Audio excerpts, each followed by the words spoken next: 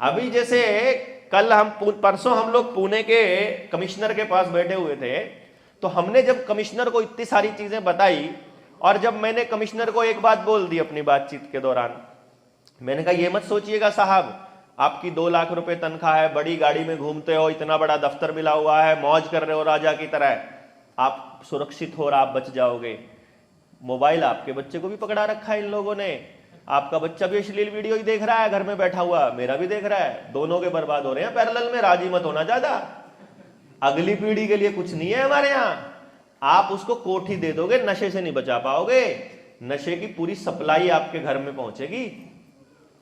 उस बंदे का एक बार के लिए उसकी आंखें रुक गई और उसको लगा कि यार ये बंदा बात तो ठीक कह रहा है, ये तो सच्ची में ऐसा हो रहा है। लेकिन क्योंकि फिर वो कमिश्नर था, मतलब वो कमिश्नर वाली जो अकड़ है उसको वो डाउन नहीं कर सकता ना बेसिकली, तो समझ तो उसको भी आया, लेकिन उसने पता है। और फिर मैंने बोला, मैंने कहा और एक और बात बताऊं साहब, जो हमको शुरू शुरू में बोलते थे ना अफसर, एसडीएम डीसी कलेक्टर, जब हम लड़ते थे उन लोगों से कि मत लगाओ हमारे बच्चों को ये इंजेक्शन और ये नुकसान कर सकते हैं आने वाले समय में, वो कहते थे हमने भी तो 2-2 लगवा रखी है, हमें तो कुछ नहीं हुआ। वो अब टपक रहे हैं कुर्सियों पे बैठे बैठे, जिम में बैठे बैठे। तो मैंने कहा बच के रहना सर, डिटॉक्स करवा लेना। तो कमिश्नर का जवाब क्या था मालूम है? रिसर्च तो नहीं कहती है। मतलब मैं आपको ये बता रहा हूं, कमिश्नर ने कहा रिसर्च तो ऐसा नहीं बोलती है। मैंने कहा, मैंने सिर्फ इतनी बात बोली, मैंने कहा आपको मालूम है रिसर्च को फंडिंग कौन करता है? रिसर्च को फंडिंग कौन कर रहा है?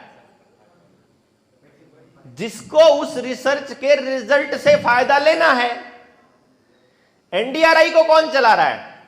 जिसको नए जानवर पैदा करने। अब वो ये कह रहे हैं हमने उन्नत बीज बनाए, जैसे एग्रीकल्चर यूनिवर्सिटी है या कोई भी है, जरा दिमाग लगाना थोड़ा सा, जब क्योंकि जब आपके सामने आएंगे ना सो कॉल्ड पढ़े लिखे, तथाकथित पढ़ा लिखा जब आदमी होगा तो वो आपसे बहस करेगा।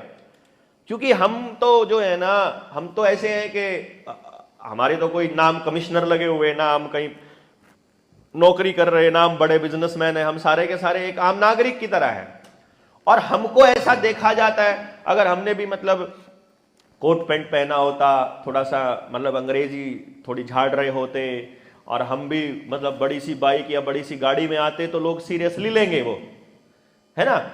क्योंकि हमारे यहां ट्रेंड बनाया हुआ ना कि सिर्फ कोट वाले को जेंटलमैन समझने का। हमारे यहां अच्छे काम करने वाले को जेंटलमैन नहीं बोलते, कोट पैंट वाले को जेंटलमैन बोलेंगे। तो वो जो ट्रेंड बना, हमसे जब कोई पूछेगा, हमसे जब कोई बहस करेगा और वो ये कहेगा कि इतने साइंटिस्ट ये पागल हैं क्या जिन्होंने नए नए उन्नत बीज बनाए हैं, तो उनको एक बात बोलना है, उनको एक बात समझानी है और पूछनी है। जब हम पूछते हैं ना तो सामने वाले को जवाब नहीं मिलता है। उसने कहा एग्रीकल्चर यूनिवर्सिटी, जैसे मैंने एक बार कहीं पे बोल दिया, ये एग्रीकल्चर यूनिवर्सिटी में बैठे हुए लोग उन अंतरराष्ट्रीय ताकतों के गुलाम और मजदूर की तरह काम करते हैं, इनको अक्ल 2 धेले की नहीं है, बेशक पीएचडी कर रखी है। तो वहां पे एक डॉक्टर बैठा हुआ था वहीं यूनिवर्सिटी का, वो बोला अच्छा हम पागल हैं, हमने इतने उन्नत बीज बनाए। मैंने कहा कितने उन्नत बीज बनाए? बोला इतने बीज बना दिए हमने, विकसित किए हमने ऐसे उन्नत बीजों की किस्में। मैंने कहा अच्छा एक बात बता दो डॉक्टर साहब। बोला हाँ। मैंने कहा वो जो शुरू में बीज बने थे वो तुमने बनाए थे या प्रकृति ने बनाए थे?